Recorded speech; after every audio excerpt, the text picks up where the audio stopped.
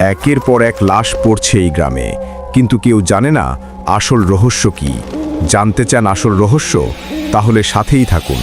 মামার বাড়ির ভয়ান রাত পর্ব 1।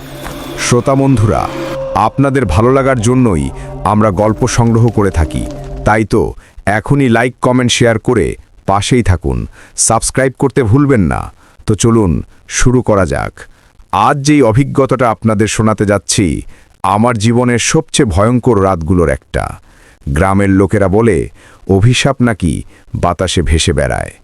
ঘটনাটি 1990 সালের, কিন্তু আমি দেখেছি ওটা শুধু বাতাস নয়। যে রাতে আমি সত্যি বুঝেছিলাম সব কিছু চোখে দেখা যায় না, সব সত্যি বোঝা যায় না, আর সব ভয় মানুষের নয়। গল্পের নাম মামার বাড়ির ভয়াল রাত। রাত 11টা, জঙ্গলের ধারের পুরনো বাড়ি। বছরখানেক পর মামার বাড়ি যাচ্ছিলাম। ছুটি পেয়েছি, মাথায় শুধু একটাই ভাবনা। গ্রামের সেই শান্ত পরিবেশ, পুকুরের ঘাট, খেজুরের রস আর জঙ্গলের পাশে ঠান্ডা হাওয়া। লাইক কমেন্ট করে আমাদের সাথেই থাকুন, কারণ পরের গল্পটা আরও বেশি ভয়ানক। কিন্তু গ্রামটা যেমন ছিল, মামার বাড়ি তেমন ছিল না। মামা খালাম্মা এখন শহরে থাকে। বাড়িটা দেখাশোনার দায়িত্বে শুধু বৃদ্ধ খালাম্মা আর দারোয়ান কাশেম।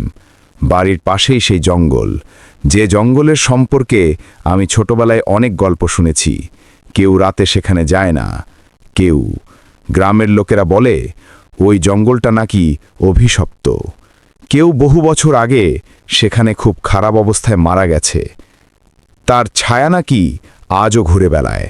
মানুষ বলে গাছপালার অন্ধকার আড়ালে মানে নেই এমন কিছু নড়াচড়া হয়। রাতে কোনো কোনো গাছের উপরে হঠাৎ আলো জ্বলে, তারপর নিভে যায়। এসব কথা নিয়ে আমি হাসতাম, কিন্তু সেই রাতে আমার হেসে ওঠার শক্তিও থাকেনি। বাড়ির অদ্ভুত নীরবতা। আমি বাড়িতে পৌঁছালাম সন্ধ্যা 7টার দিকে। চারদিক দম বন্ধ করা এক নীরবতা। বাড়িটার দেয়ালে শ্যাওলা জমে গেছে, মেঝেতে পায়ের ধুলো নেই, যেন বহুদিন কেউ হেঁটে যায়নি। কাশেম দারোয়ান দরজা খুলে দিল। ওকে খুব ক্লান্ত লাগছিল। শ্রোতা বন্ধুরা,